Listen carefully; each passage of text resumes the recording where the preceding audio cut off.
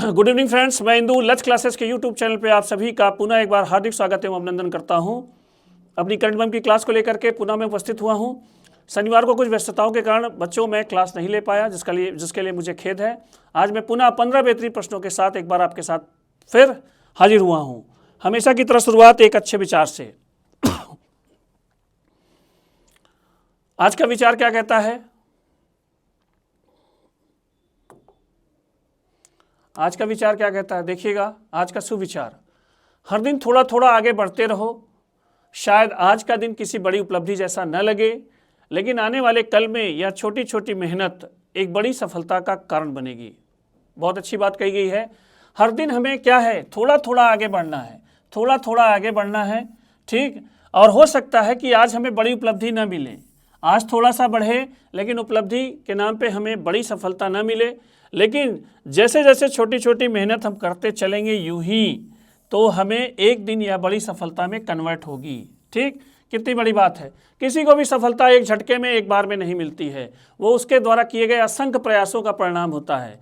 यदि हम अपनी छोटी छोटी मेहनत को ही अगर हम पढ़ते हुए थोड़ा थोड़ा पढ़ते हुए अगर हम धीरे धीरे आगे बढ़ेंगे, तो एक दिन हमारे पास मैटर का भंडार होगा और हमारा सिलेक्शन होने से कोई नहीं रोक सकता। इस दुनिया में जो भी सफल व्यक्ति हैं, वो एक दिन में सफल नहीं हुए हैं। उनके द्वारा छोटे छोटे की गई मेहनत, छोटे छोटे किए गए प्रयास ही एक बड़े रिजल्ट का कारण बनते हैं। तो हमें असफलता मिलेगी, ये भी तय है। हमारी छोटी छोटी जो हम अपनी गतिविधियां आगे बढ़ाएंगे, उसमें असफलता मिलेगी, लेकिन वही छोटी छोटी चीज़ें, वही छोटी छोटी मेहनत हमें एक दिन सफल होने से नहीं रोक सकती। ठीक, हमें सफलता मिलेगी ही। ठीक, तो आज के विचार का सारांश था कि आज की मेहनत छोटी छोटी, कल की बड़ी सफलता। बढ़ते हैं आज के करंट बम के पहले क्वेश्चन की ओर। क्या कहता है आज का प्रश्न? हाल ही में एनिमल हस्बेंड्री स्टैटिस्टिक्स 2025 के अनुसार भारत को दुग्ध उत्पादन में दुनिया में कौन सा स्थान मिला है? पहला, दूसरा, तीसरा और चौथा। इन चारों में से आपको यह बताना है कि एनिमल हस्बेंड्री सांख्यिकी, आपकी पशुपालन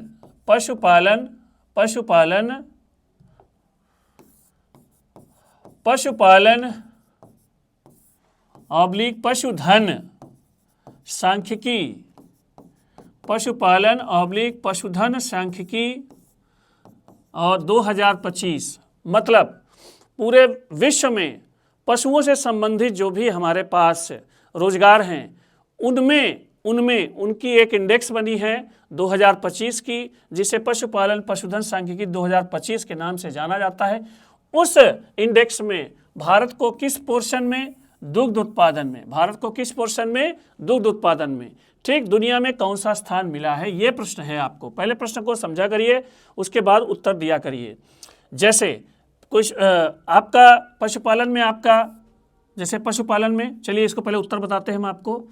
तो भारत को जो पशुपालन दूध उत्पादन में पूरे दुनिया में स्थान मिला है, वो आपका कौन सा है? फर्स्ट पोजीशन है, पहली पोजीशन है, प्रथम पोजीशन है, प्रथम स्थान है भारत को। ठीक, और इसने लगभग 247.87 मिलियन लीटर दूध का उत्पादन किया है, दुग्ध उत्पादन किया है। ठीक, तो आपके लिए सबसे इंपॉर्टेंट क्या है? भारत पूरे विश्व में दुग्ध उत्पादन में प्रथम स्थान पर आ गया है। यदि भारत के किसी स्टेट की बात करें, भारत में सबसे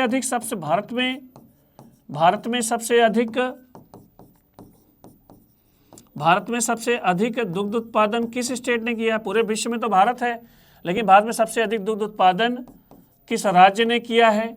तो राज्य आपका कौन सा है? उत्तर प्रदेश। वो राज्य कौन सा है? उत्तर प्रदेश। पूरे दुग्ध उत्पादन का लगभग 16% पूरे भारत के दुग्ध उत्पादन का, पूरे भारत के दुग्ध उत्पादन का कितना परसेंट? 16%। पूरा अकेला वर्ल्ड में सबसे पहली पोजीशन भारत की है। भारत में पहली पोजीशन किसकी है? यूपी की। और पूरे भारत के दुग्ध उत्पादन में 16% आपका किसका योगदान है? आपके यूपी का। ठीक, यदि इस इंडेक्स की अगर अदर बात की जाए, जैसे मांस उत्पादन पशुओं से ही है। मांस उत्पादन में भारत का भारत का पूरे विश्व में, भारत का पूरे विश्व में चौथा स्थान है, चौथा स्थान है पूरे विश्व में। ये भी नोट करते रहिएगा। अभी स्टैटिक का पार्ट हो गया आपका, चौथा स्थान है। ठीक। और यदि भारत में पूछे, भारत में कौन सा स्टेट सबसे ज़्यादा मांस का उत्पादन करता है? पश्चिम बंगाल। पश्चिम बंगाल पूरे भारत में, पूरे भारत में सर्वाधिक, पूरे भारत में सर्वाधिक मांस का उत्पादन, सर्वाधिक मांस उत्पादन करने वाला राज्य, सर्वाधिक मांस उत्पादन करने वाला राज्य। ठीक, ये आप ध्यान रखिएगा। पूरे वर्ल्ड में मांस के उत्पादन में भारत चौथे स्थान पे है, लेकिन भारत में सबसे पहले स्थान पे कौन है? पश्चिम बंगाल। यदि आपकी बात की जाए अंडों की, ठीक है, अंडों की, तो अंडा उत्पादन में, अंडा उत्पादन में भारत, भारत पूरे विश्व में, भारत पूरे विश्व में द्वितीय स्थान पर है। भारत पूरे विश्व में किस स्थान पर है? द्वितीय स्थान पे है। ठीक। यदि भारत में पूछे सर्वाधिक अंडे का उत्पादन, सर्वाधिक अंडों का उत्पादन, सर्वाधिक अंडों का उत्पादन कहाँ पर? भारत में किस स्टेट में होता है? भारत में सबसे अधिक होता है किसमें बच्चों? आंध्र प्रदेश में। कहाँ पर? आंध्र प्रदेश में। तो अंडों के उत्पादन में पूरे विश्व में भारत दूसरे स्थान पर है। अगर आपसे पूछे कि भारत में सबसे ज़्यादा अंडे का उत्पादन कौन करता है, तो वो स्टेट आपका कौन सा है? आंध्र प्रदेश। ठीक। और क्या पशुधन में बचा? ऊन उत्पादन, ऊन उत्पादन, ऊन उत्पादन। ठीक। भारत पूरे विश्व में, भारत पूरे विश्व में, पूरे विश्व में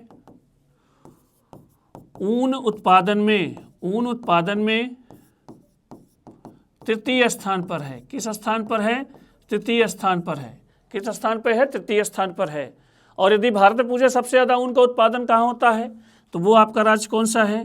भारत में सर्वाधिक, भारत में सर्वाधिक ऊन का उत्पादन करने वाला राज्य, उत्पादन करने वाला राज्य आपका कौन सा है? आपका राजस्थान। कौन सा है? राजस्थान। ठीक। तो ये चार मुख्य रूप से पशुधन हैं। दूध उत्पादन में पूरे विश्व में भारत प्रथम स्थान पे। भारत में सबसे ज़्यादा दूध उत्पादन यूपी का। ठीक। मांस के उत्पादन में भारत का चौथा स्थान। भारत में सबसे ज़्यादा मांस का उत्पादन कौन करता है? पश्चिम बंगाल। अंडों के उत्पादन में पूरे विश्व में भारत का स्थान दूसरा।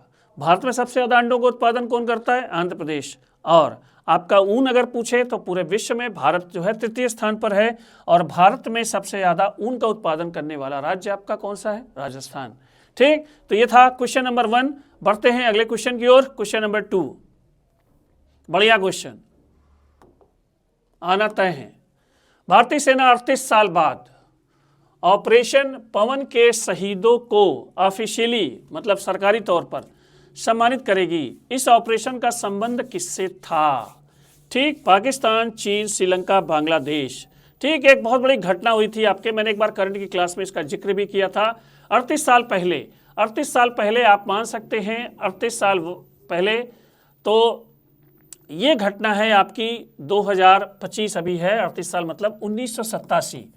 1987 में ऑपरेशन चलाया गया था और इस ऑपरेशन का नाम था ऑपरेशन पवन। ऑपरेशन पवन। ठीक। ध्यान से सुनिएगा, ऐतिहासिक घटना है।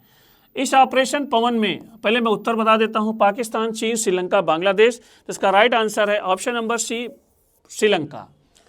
ठीक। इस ऑपरेशन में उस समय राजीव गांधी जी ने श्रीलंका में भारतीय सेना भेजी थी। श्रीलंका में भारतीय सेना भेजी थी। ठीक। और इसको नाम दिया गया था शांति सेना। इसको नाम दिया गया था शांति सेना। ठीक। क्यों भेजी थी? उसका पर्पस क्या था? मैंने एक दिन करंट की क्लास में मैंने चर्चा की थी। शांति सेना का उद्देश्य, शांति सेना का उद्देश्य था लिट्टे, LTTE का सफाया, LTT का सफाया। ठीक। लिट्टे कौन है भैया? लिबरेशन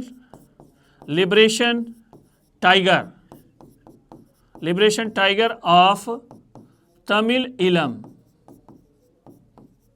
ठीक, ये आपका विश्व का, जिस समय इसका अस्तित्व था, विश्व का सबसे खतरनाक आतंकवादी संगठन माना जाता था, जिसके चीफ थे प्रभाकरन। और इन लोगों ने श्रीलंका में सेपरेट तमिल राज्य की स्थापना के लिए आंदोलन चलाया था। देखिए, आज के श्रीलंका में तमिल और सिंघल दो जातियां अस्तित्व में हैं, बड़े बड़े पैमाने पे हैं, और जिनमें से अधिकांश का जो तमिल लोग हैं वो आपका तमिलनाडु से बिलोंग करते हैं, बहुत सारे लोगों का लिंक है।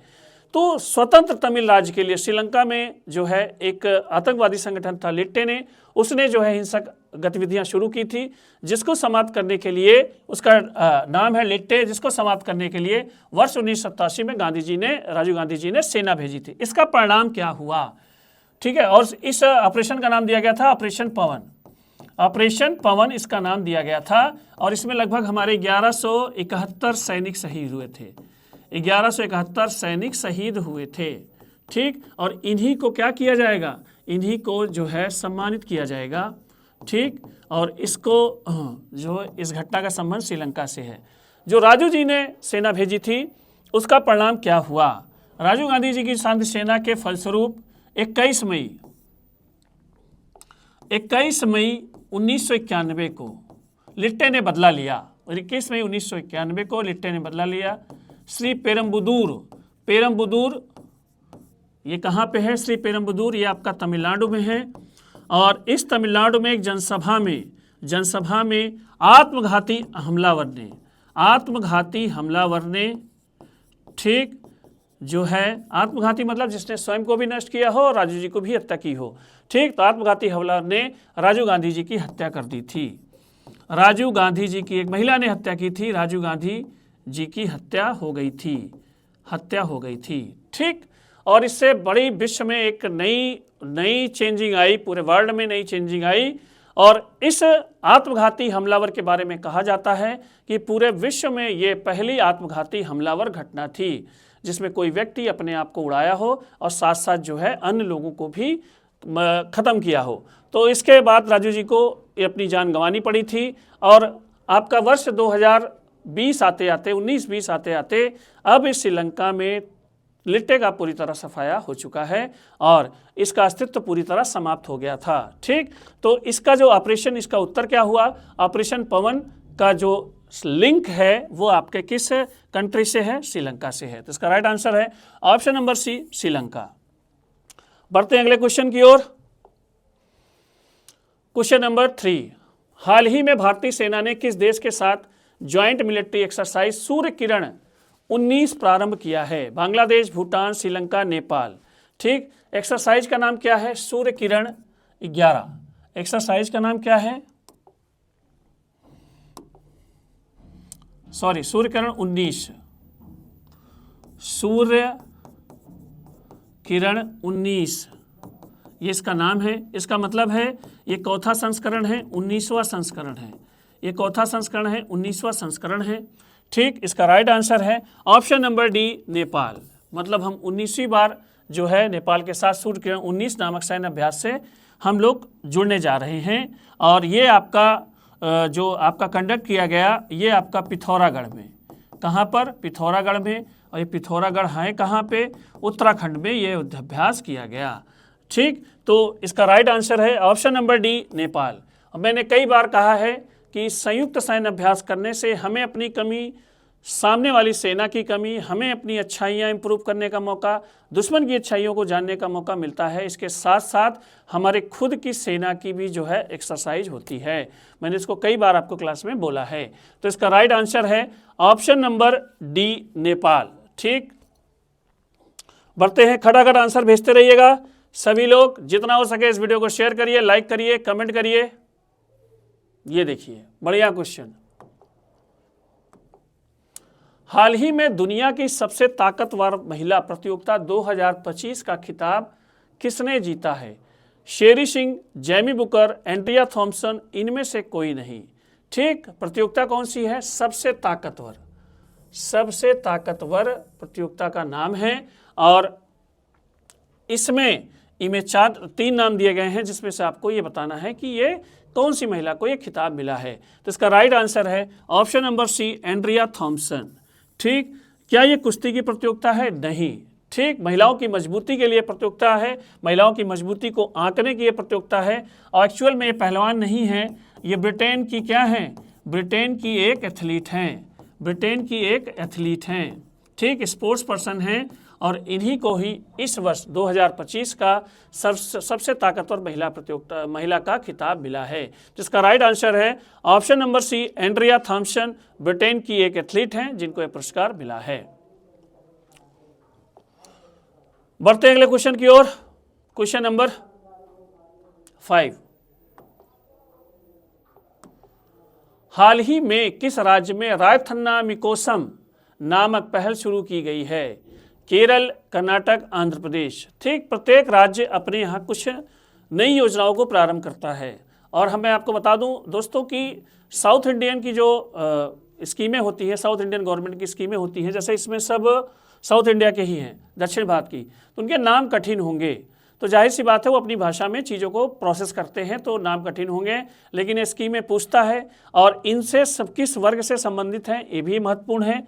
तो इसमें जो रायथन्नामिकोसम नामक है वो आपका शुरू किया गया है चंद्रबाबू नायडू की सरकार के द्वारा। और चंद्रबाबू नायडू की सरकार कहाँ पे है? आंध्र प्रदेश।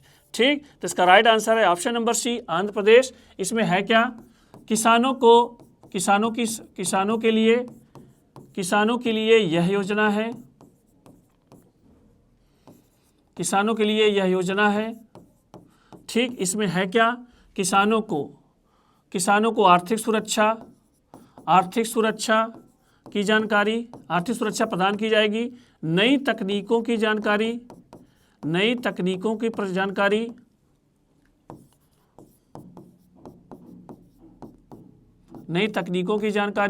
ठीक, इसके साथ साथ जो है डिजिटल रूप से कृषि सेवा अपनाने की सलाह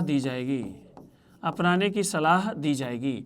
तो कुल मिलाकर के ये रायथन्नामिकोसम नामक जो योजना है ये किसानों की भलाई के लिए है, किसानों की उन्नति के लिए है। और इस योजना को शुरू करने वाला जो स्टेट है वो है आपका आंध्र प्रदेश। चंद्रबाबू नायडू की यह योजना है। तो इसका राइट आंसर है ऑप्शन नंबर सी, आंध्र प्रदेश। बढ़ते हैं अगले क्वेश्चन की ओर।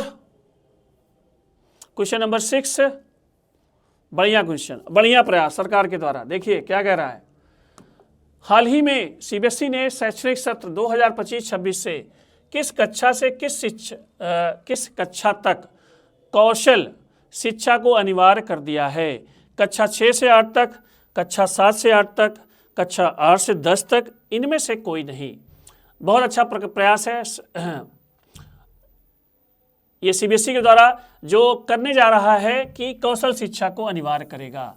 कौशल शिक्षा के अंतर्गत रोजगार परक शिक्षा दी जाती है, रोजगार परक शिक्षा प्रदान की जाती है कि ऐसी शिक्षा जिससे बच्चों को आगे चल करके रोजगार परक शिक्षा प्रदान करना, जिसकी सहायता से बच्चे आगे चल करके कुछ जो है रोजगार से रिलेटेड चीज़ों को और अच्छे से डेवलप कर पाएँ या सीख पाएँ, जिससे उनकी आजीविका में दिक्कत ना हो। तो ये central board of secondary education का ये प्रयास है और ये प्रयास इनको बहुत पहले ही करना चाहिए था। ठीक, जैसे इस समय देखिए साल भर से वर्ष 2023 से आप कह सकते हैं सरकार प्राथमिक शिक्षा पर और सरकार थोड़ा सा नई तरीकों पर बच्चों को प्रयास कर रही है शिक्षा प्रदान करने का। तो ये सरकार का एक नया कदम है जो बच्चों को शुरू से ही उनकी स्किल के आधार पे, उनकी इच्छा के आधार पे चीज़ों को सीखने में हेल्प कर रही है और ऐसी चीज़ों को प्रदान करने की कोशिश कर रही है कि जिससे बच्चों को क्या मिले? रोजगार। तो इसका जो राइट आंसर है ये किस क्लास से कर रही है? ये कक्षा 6 से 8 तक। ठीक, ये 3 वर्ष जो है अनिवार्य रूप से बच्चों को जो है कौशल शिक्षा प्रदान की जाएगी, जिससे बच्चों को आगे चल करके कोई समस्या ना पड़े। ठीक, तो इसका राइट आंसर है ऑप्शन नंबर ए, कक्षा 6 से 8 तक। खटाखट आंसर देते रहिएगा, लास्ट तक बने रहिएगा। 2 दिन के मैं एक साथ क्वेश्चन लेकर के आया हूं।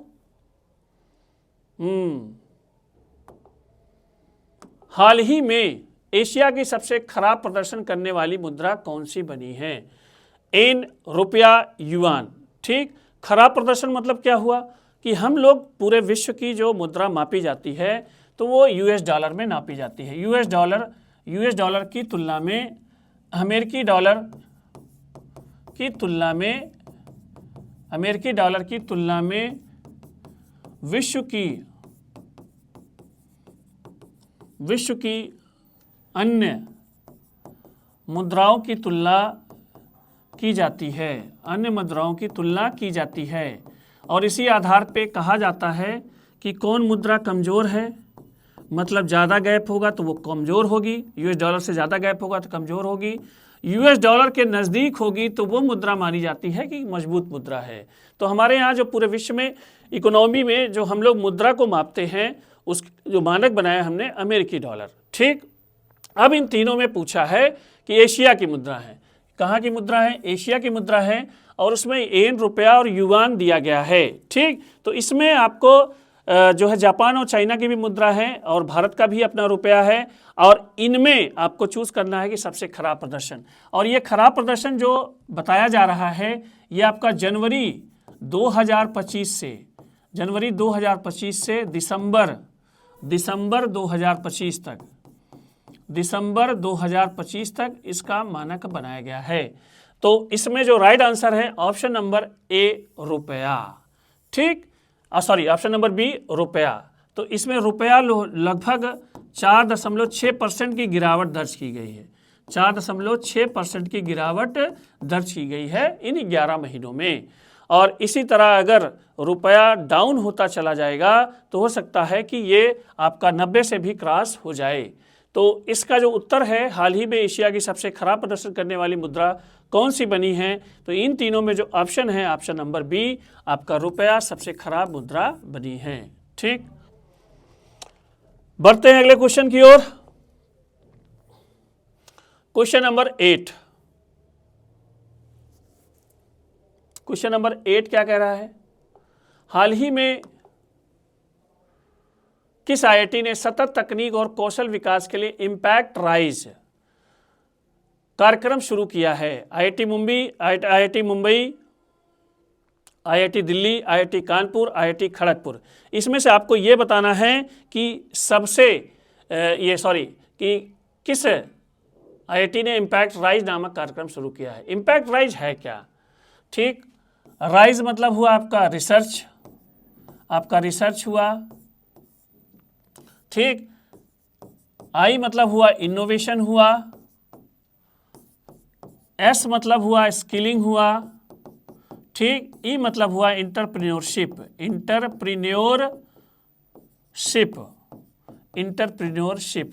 ठीक, रिसर्च, इनोवेशन, स्किलिंग, ठीक, इंटरप्रेन्योरशिप।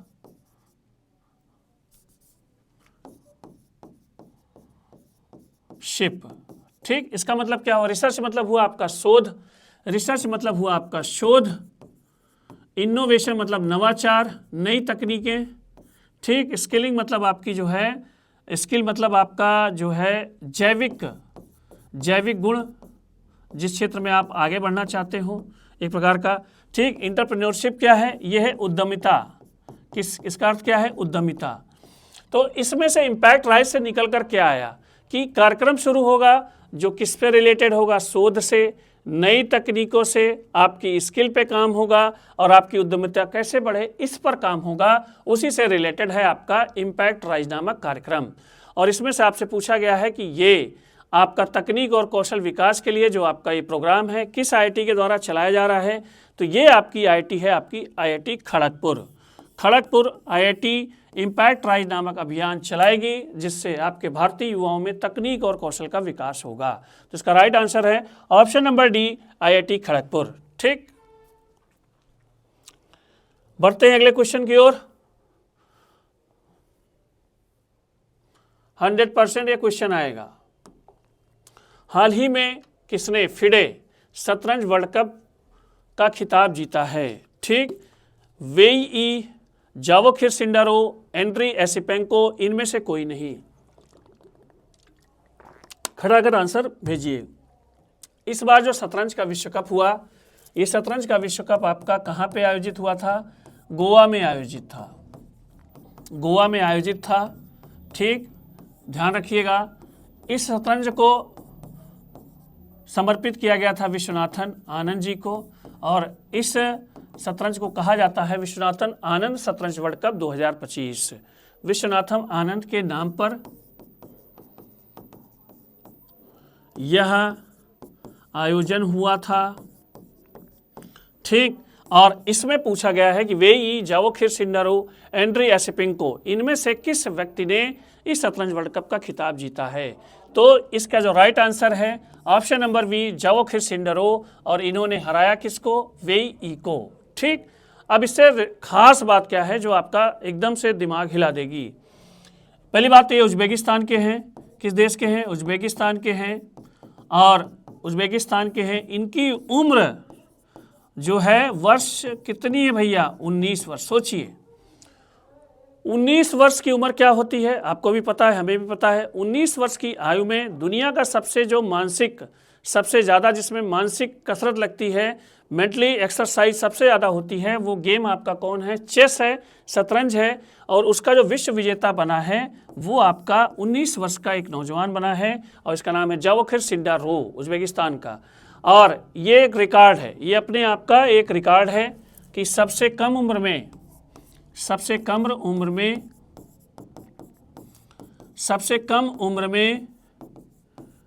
शतरंज का विश्व चैंपियन, शतरंज का विश्व चैंपियन, सबसे कम उम्र में शतरंज का विश्व चैंपियन।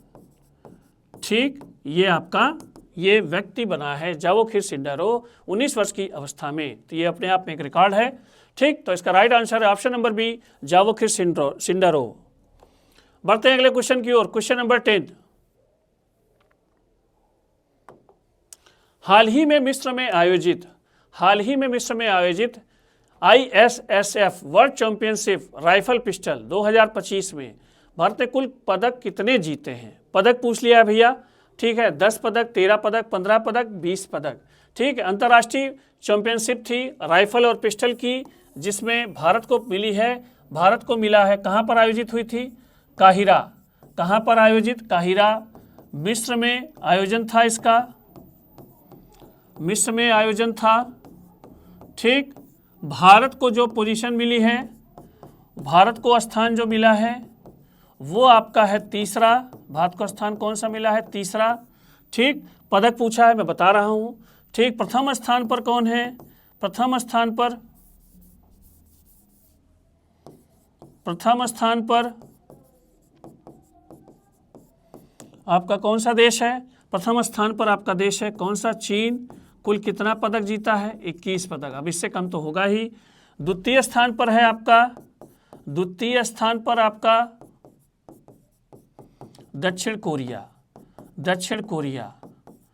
और तृतीय स्थान पे आपका कौन सा देश है? भारत। और कुल जिसने जीते हैं कितने पदक? 13 पदक। तो भारत 13 पदकों के साथ तीसरे स्थान पर है, जिसमें 13 पदकों में 13 पदक जीत करके तीसरा स्थान प्राप्त किया है। और इन 13 पदकों में 3 स्वर्ण हैं, 3 स्वर्ण पदक, 4 रजत पदक,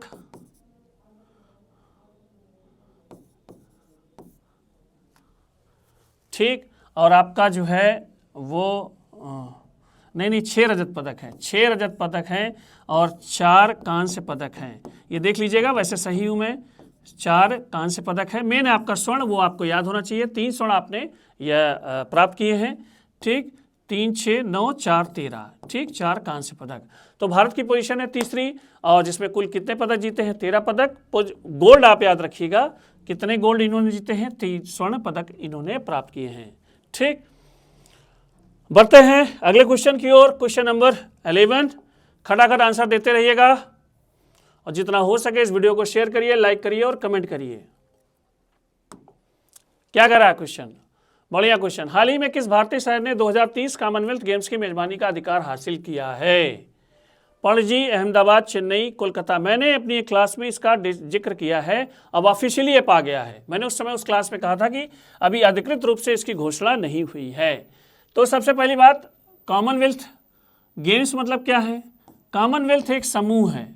कॉमनवेल्थ जिसको हम लोग कहते हैं राष्ट्रमंडल, राष्ट्रमंडल कहते हैं, राष्ट्रकुल भी कहीं कहीं बोलते हैं, राष्ट्रकुल भी कहते हैं, जिसमें कुल 56 देश हैं। वर्तमान समय में कुल 56 देश हैं और ये ऐसे देश थे जो कभी ब्रिटेन के अधीन थे, ब्रिटेन की अधीनता वाले देश। कुछ लोग उपनिवेश शब्द यूज करते हैं, अधीनता वाले देश थे, ठीक है, या उपनिवेश देश थे, ठीक। तो इन्होंने एक सैद्धांतिक रूप से अभी भी ब्रिटेन की सत्ता को अपने ऊपर जो है एक मान्यता दी है, एक प्रतीकात्मक है, कोई उसका मतलब बहुत विशेष नहीं है।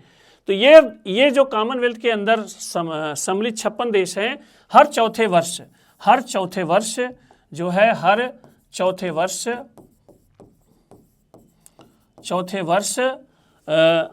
खेल प्रतियोगिता करते हैं, हर चौथे वर्ष खेल प्रतियोगिता करते हैं, और जिसे ही कहा जाता है कॉमनवेल्थ गेम्स, जिसे ही क्या कहा जाता है? कॉमनवेल्थ गेम्स कहा जाता है। वर्ष 2026 में ग्लासगो स्कॉटलैंड में होगा। स्कॉटलैंड, यहीं पर बैठक हुई थी और इसी में निर्णय लिया गया है कि वर्ष 2030 में भारत को इसकी मेज़बानी मिलेगी। वर्ष 2030 में भारत को मेज़बानी मिलेगी और भारत में किस शहर को ये नाम दिया है? पणजी, अहमदाबाद, चेन्नई, कोलकाता। तो मैंने चर्चा की है, फिर से बता रहा हूँ, भारत में किस शहर को? अहमदाबाद को। भारत में किस शहर को? अहमदाबाद को मेज़बानी मिलेगी वर्ष 2030 में। इसके पहले वर्ष 2010 में जो है दिल्ली में आपका राष्ट्रमंडल खेल आयोजित हुए थे और इस खेल ने पूरी दिल्ली को चेंज कर दिया था। पूरे दिल्ली में उस समय प्रदूषण बहुत बड़े पैमाने पे था। वर्ष 2010 कॉमनवेल्थ गेम्स के मद्देनज़र वहाँ की सरकार ने, केंद्र सरकार ने दिल्ली को नीट एंड क्लीन करने का प्लान बनाया और उसमें बहुत हद तक सफलता प्राप्त हुई थी। तो ये 2010 में भी आयोजित हुआ था। वर्ष 2030 में कहाँ पर आयोजित होगा? अहमदाबाद में। और मैंने बताया था कि भारत का ही नहीं, विश्व का सबसे बड़ा खेल परिसर वीर सावरकर परिसर में ये आपका आयोजन होगा। अधिकांश खेल जो है इस परिसर में होंगे, जो वर्ल्ड का सबसे बिगेस्ट स्पोर्ट्स कॉम्प्लेक्स बताया गया है, ठीक। तो इसका राइट आंसर है ऑप्शन नंबर बी, अहमदाबाद। बढ़ते हैं अगले क्वेश्चन की ओर। क्वेश्चन नंबर 12, यूएन की वर्ल्ड ऑर्गेनाइजेशन प्रोस्पेक्ट्स 2025 रिपोर्ट के अनुसार दुनिया का सबसे ज्यादा आबादी वाला शहर कौन सा है? ढाका, जकार्ता, नई दिल्ली, शंघाई, ठीक। तो पहले इस रिपोर्ट के बारे में आपको थोड़ा बताना चाहूँगा। वर्ल्ड अर्बनाइजेशन प्रोस्पेक्ट्स, ठीक, ये आपका केंद्रित होती है शहरों पर,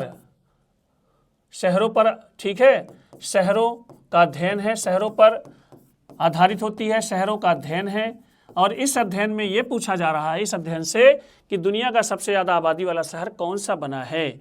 तो इसका जो राइट आंसर है, ढाका, जकार्ता, नई दिल्ली, शंघाई में इसका राइट आंसर है ऑप्शन नंबर बी, जकार्ता, ठीक। जकार्ता 42 मिलियन, कितनी जनसंख्या?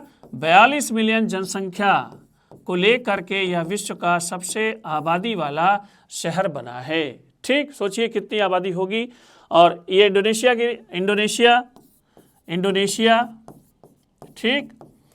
यदि अगर आपसे कहा जाए कि वर्ल्ड में द्वितीय स्थान पे आबादी इस समय किसकी है, तो ये है आपके ढाका की, ठीक। वर्ल्ड में दूसरे स्थान पर है।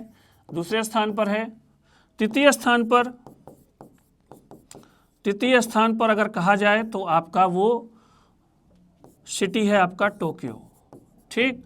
तो पहले स्थान पर है जकार्ता, इंडोनेशिया, 42 मिलियन आबादी के साथ विश्व का सबसे ज़्यादा जनसंख्या वाला शहर बना है। तो इसका राइट आंसर है ऑप्शन नंबर बी, जकार्ता।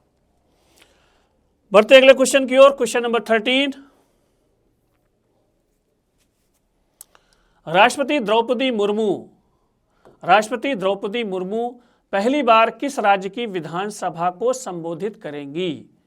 ये पहली बार होने भी जा रहा है। उड़ीसा, असम, झारखंड, पश्चिम बंगाल, ठीक। तो इन चारों में से आपको ये बताना है कि द्रौपदी मुर्मू जी जो आपके भारत की राष्ट्रपति हैं किस राज्य की विधानसभा को संबोधित करेंगी। ठीक, तो ये प्रथम बार हो रहा है।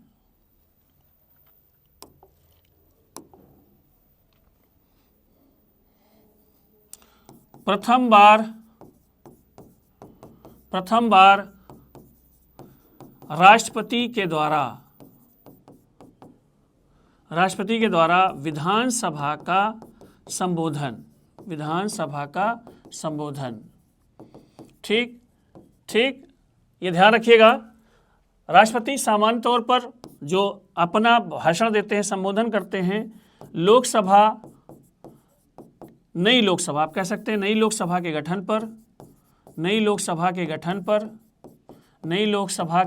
पर ये संबोधन करते हैं, या जब पहला सत्र संसद का आयोजित होता है, जिसे आप लोग बजट सत्र कहते हैं, संसद के पहले सत्र को, संसद के प्रथम सत्र को, जिसको आप कह सकते हैं कौन सा सेशन, बजट सत्र। सामान्यतः इन दो जगहों पर राष्ट्रपति के द्वारा संबोधन किया जाता है।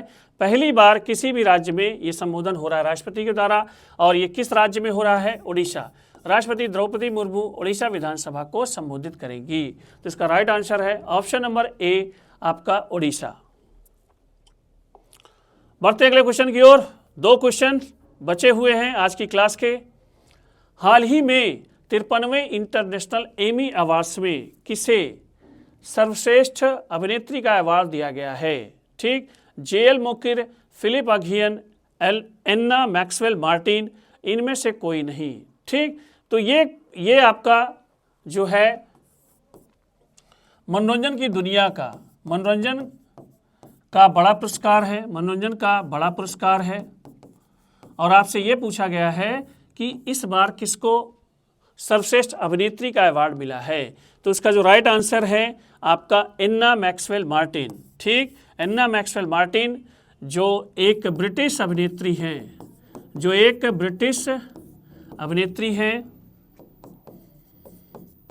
ठीक, जिनका फेमस कार्य है, ब्रिटिश अभिनेत्री है।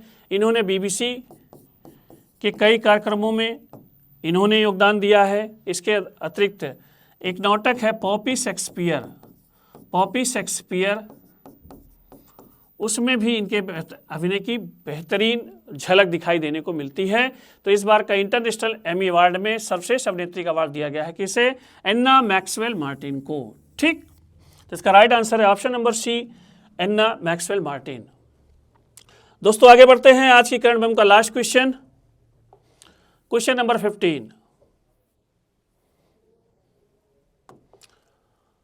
हाल ही में भारत का पहला निजी कक्षीय रॉकेट विक्रम फर्स्ट किसने लॉन्च किया है। ठीक, बढ़िया क्वेश्चन है। आना तय है। एस सोमनाथ, नरेंद्र मोदी, वी नारायणन, इनमें से कोई नहीं। पहला निजी कक्षीय रॉकेट विक्रम फर्स्ट, ये ध्यान रखिएगा, इसका नाम इंपॉर्टेंट है, ध्यान रखिएगा। स्काई रूट एरोस्पेस नामक कंपनी द्वारा बनाया गया ये रॉकेट है। ठीक, ये आप ध्यान रखिएगा, कंपनी का नाम। अनावरण नाम जान ही रहे हैं कौन सा है, विक्रम फर्स्ट है। नाम इसका आपका विक्रम फर्स्ट है। अनावरण से रिलेटेड क्वेश्चन है, तो एस सोमनाथ, नरेंद्र मोदी, वी नारायणन, इनमें से आपका राइट आंसर होगा option number B, Narendra Modi ji ने इसका अनावरण किया है। ये इसरो के पूर्व अध्यक्ष हैं, और ये इसरो के वर्तमान अध्यक्ष हैं किसके, इसरो के। ठीक, तो इसका राइट आंसर है option number B, Narendra Modi. ठीक, तो ये थे आज के करंट बम के 15 बेहतरीन प्रश्न। ये प्रश्न आपको कैसे लगे जरूर आप डिस्कस करिएगा। जितना हो सके इस वीडियो को शेयर करिए, लाइक करिए और कमेंट करिए। आज के लिए इतना ही, धन्यवाद, शुभ रात्रि।